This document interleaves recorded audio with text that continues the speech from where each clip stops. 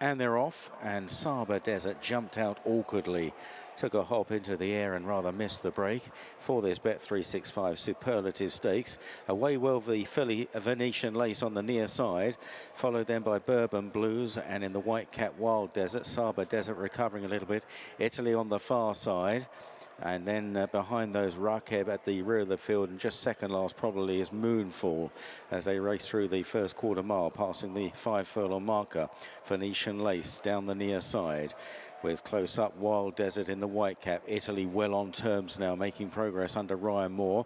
They're followed then by Saba Desert in the purple sleeves, Bourbon Blues, far side Moonfall, and then Rakeb.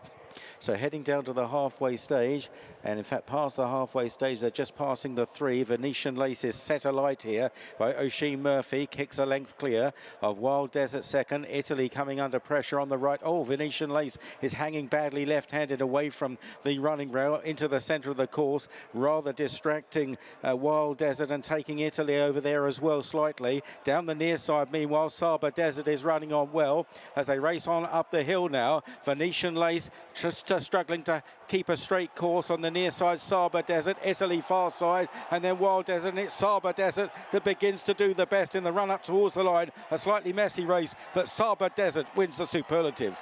From Italy second, Wild Desert back in third, then Venetian Lace on the near side of Bourbon Blues.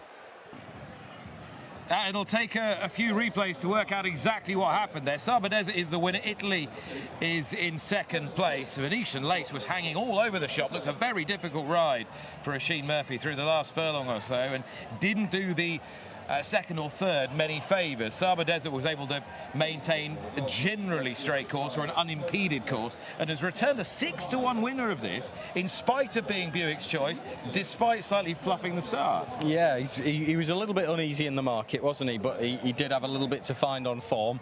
Still showed inexperience in the race with that start, certainly, but he's managed to tuck in behind horses, get settled. As you say, it was messy, and he did get an uninterrupted run, which couldn't be said for either Wild Desert or Italy, who were carried across the track and consistently impeded, really, as Murphy had problems with the steering on Venetian Lace. I don't know if there was a tack problem or otherwise. We'll have another watch of it now. Yeah, it was quite a tricky watch, this. You can see the silver colours, Venetian Lace making her way home up the stands rail, and Oisin Murphy's giving her a very positive ride, begins to set the race alight from a long way out, and she maintains a straight course for about 50 yards and then starts to veer sharply out to her left, your right as you look at it. Wild Desert is taken off a true line. Italy is deep anyway, but it's not done him any favours. Meanwhile, William Buick can drive his way home. Saba Desert's making his way over towards Venetian Lace, but at least he's not been impeded. No, he's not been impeded at all. And we've seen a different side to the winner today, whichever way you spin it, because he's found plenty in the closing stages, and this is really the first time we've seen him hard come off the bridle and have to dig deep, and he's done exactly that.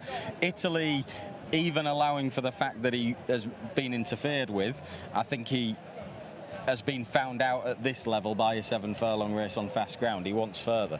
That's a 6th victory in the Superlative Stakes for Charlie Appleby. He absolutely loves it. Boynton, Corto, Master of the Seas, Native Trail, the best of them, and Ancient Truth. Well, actually, you could argue Master of the Seas is probably the best of them, even though Native Trail won a classic. Is given a quote of 16-to-1, Saba Desert, for the 2000 guineas. More immediately, 6-to-1 for the Gimcrack by Unibet.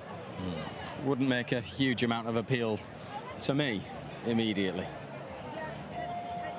The steward's inquiry, that's not a massive surprise. I mean, I don't think there's going to be any issue as regards to the placings here, because Saba Desert, it hasn't in any way been a culprit. And in the end, Venetian Lace, who has interfered with the runner-up and the third, has finished behind those two horses. So there shouldn't really be any kind of an issue. Does have a national stakes entry, Saba Desert, and that is an Appleby favoured route as well. He does like the national stakes. Has won it several times before. He's not going to be going for a Gimcrack, is he? I wouldn't have thought so. I mean, no, 6-to-1. He doesn't look at 6-to-1 for a Gimcrack's an absolutely awful price. He's got an entry and somebody's given a quote, but he's definitely not going to be going down in trip, is he? But Wild Desert and Venetian Lace have been wearing each other for much of the last furlong. Ryan explaining Italy's performance to Aidan O'Brien. I think they'll be encouraged enough. He does look like a prospect for much. He's a nice horse, isn't he? And I think he'll longer distances. Mile and a quarter next year. Just doesn't look fast enough. But initial feeling of these are not going to be the best of the best in the 2-year-old division. We saw City of Troy win it a couple of years ago, and we were all wowed by his performance. But I don't think that this is the race that's going to lead on to necessarily deliver the best of the juvenile crop this time. 6-1. He's returned. Yeah. Same price as he is for the gym crack. Yeah, which is that's nutty. But yeah, 6-1. No, but yeah, I suppose the form hadn't really worked out, but he has drifted out. There's a lot of money for his stablemate, but Buick yet again was right, as he was with El Cordobés earlier on in the week, despite the betting market.